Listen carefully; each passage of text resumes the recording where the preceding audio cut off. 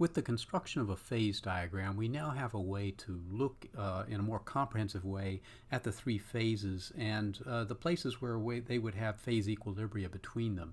And those are marked by these coexistence curves between them. So I've reproduced a phase diagram in the upper right of this picture to show you where the solid, liquid, and vapor are. This is a cleaner picture than we saw in the previous video.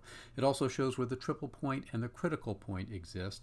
I'll note that we can't go beyond the critical point. There's no division between liquid and vapor up there, and in fact this is a region where we would find supercritical fluids. So I'll put that in here. So at any temperature and pressure that are above the critical pressure and temperature, so this whole region up here, this would represent the region where we would find these supercritical fluids. So below that, though, we have liquid, solid, and vapor. Now, what we may want to know something more about the shape of these coexistence curves.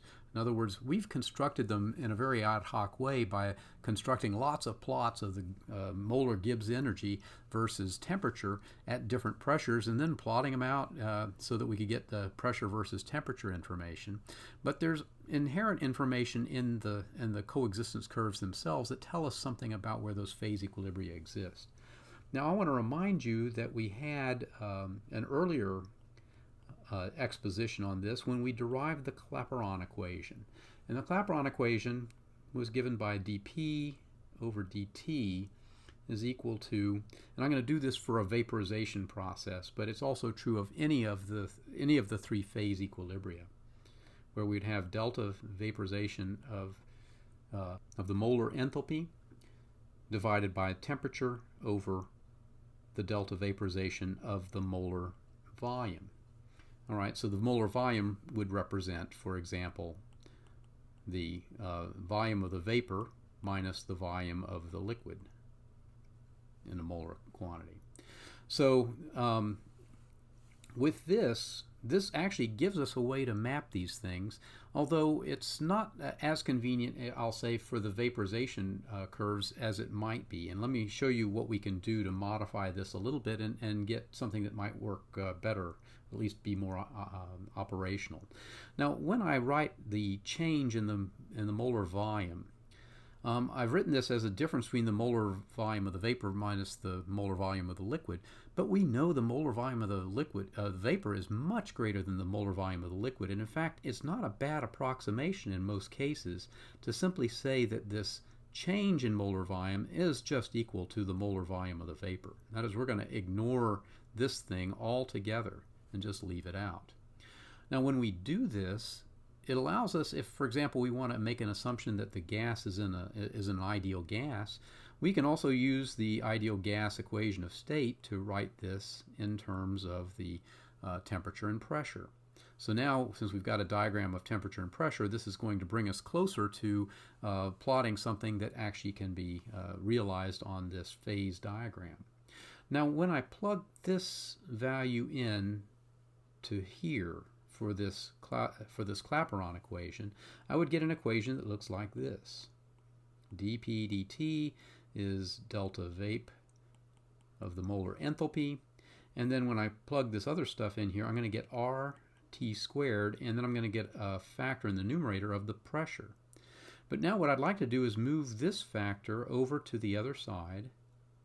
So I'll have 1 over P dP dt, but that in fact is going to be equal to d log of P dt.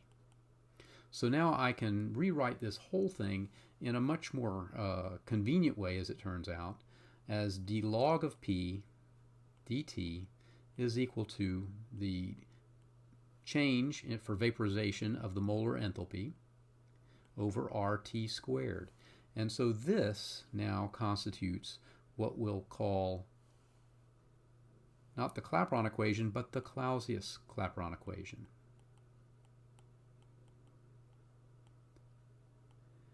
And this one is very handy if we're looking at a phase transition process that results in the creation of a vapor phase. Now, I'll note that you can actually rearrange this a little bit and integrate it.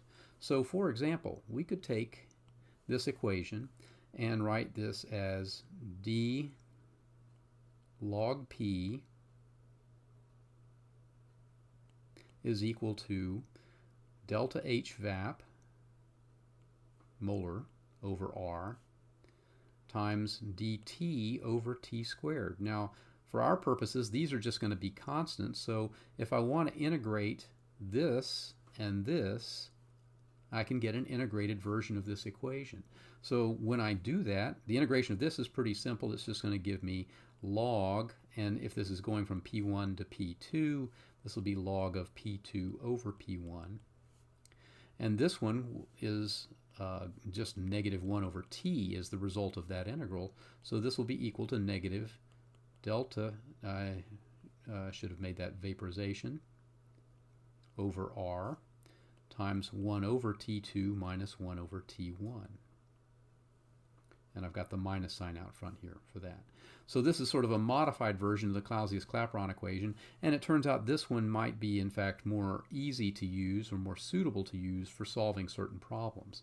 I will mention that the Clausius-Clapeyron equation is the object of lots of different problems that you might find in physical chemistry problem sets and end of problem chapters.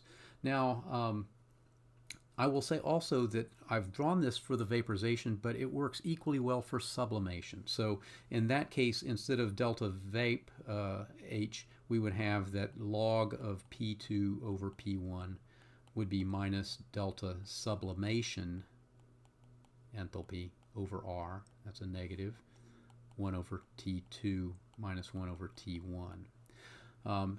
Incidentally, the fact that delta H of sublimation, so the delta sublimation of H, is generally greater than the vaporization enthalpy change. And the reason for this is this harder to get gases out of a solid than it is out of a liquid. So it takes more enthalpy to get those particles up in the gas phase.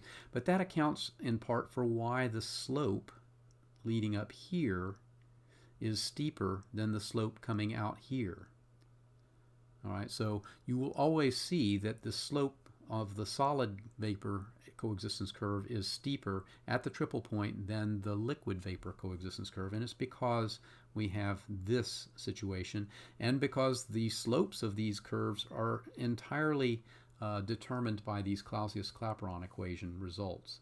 Now I want to make a final note, and that is that if we were to measure a bunch of points experimentally, say a bunch of temperatures and a bunch of pressures, we could actually utilize this equation, and I have to draw a little small picture of this. We could utilize this equation to graph log of pressure versus 1 over temperature, and we would get a bunch of points scattered down here, and this, if we fit a line to those points, the slope of this line would be equal to the vaporization enthalpy over R. So this is another way that we can use experiments to measure quantities like this so that we can find out what that enthalpy change is for vaporization.